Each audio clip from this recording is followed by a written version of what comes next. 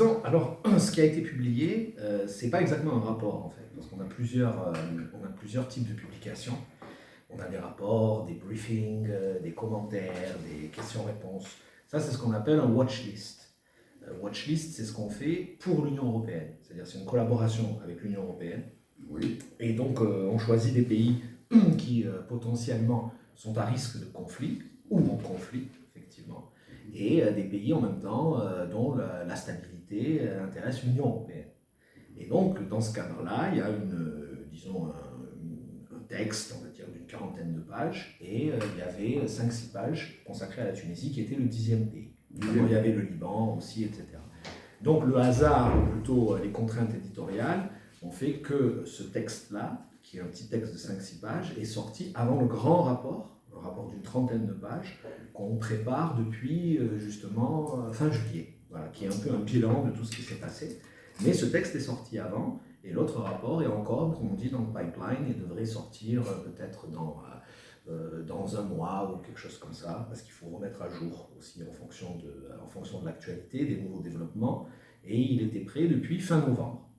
Donc, vu que ce texte-là, donc ce watchlist, a été quand même assez partagé, et effectivement, il n'y a pas véritablement urgence de sortir le rapport plus détaillé. Donc ça prendra, je pense, encore 3 semaines.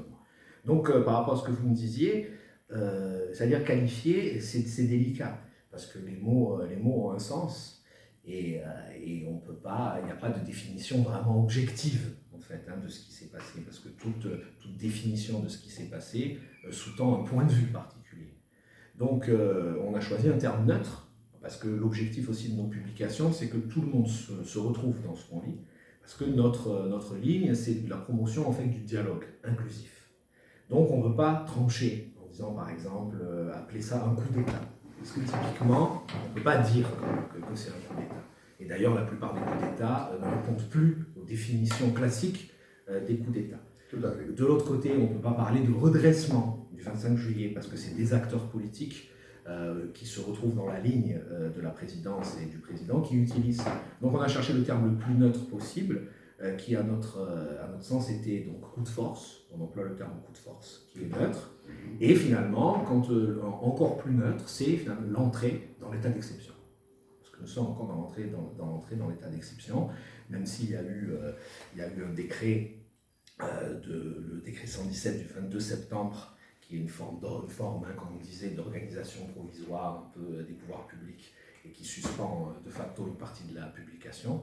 On est quand même dans une phase qu'on peut qualifier d'exceptionnelle, d'état d'exception, légitimé par l'article 80 de la Constitution, et qui devrait prendre fin, d'après la feuille de route du chef de l'État, en décembre 2022.